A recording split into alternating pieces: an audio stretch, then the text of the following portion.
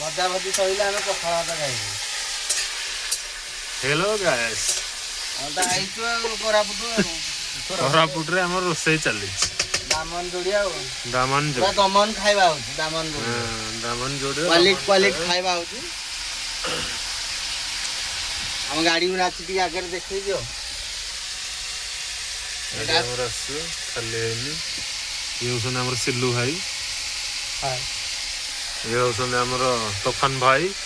ତୋଫାନ ଭାଇ ଆଜି ଆଇଟମ କଣ ହଉଛି? ରୋଷେଇ ମିସ୍ତ୍ରୀ ତୋଫାନ ଭାଇ ଆଜି ଆଇଟମ କଣ ହଉଛି? ଆଜି ପଖାଳ ଭାତ ଆଳୁ ଝୁଡଙ୍ଗ ଭଜା।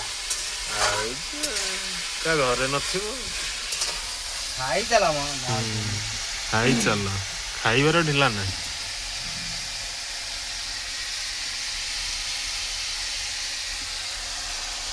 ଆଉ ଆମର ଖରାବେଳ ପାଇଁ କଣ ଆଇଟମ?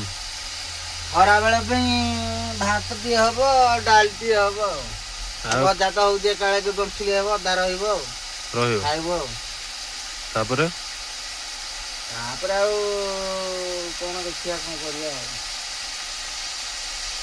ଆଉ शाम को हम निकल जाएगा ना उधर से। नहीं निकलेगा तो खाना लेके आएगा वो आदमी। हाँ हाँ ठीक है ठीक है।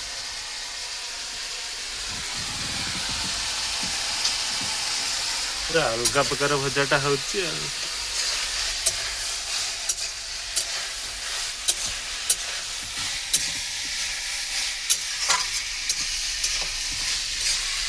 खाली जंगल जगह आसु आमे कोरापुट जुआड़े देखियो खाली मुंडिया पहाड़ मुंड टेंशन हो जाउची देखले राति रे शीत होउची अलगा प्रकार टाउन को जाई नै दिबा।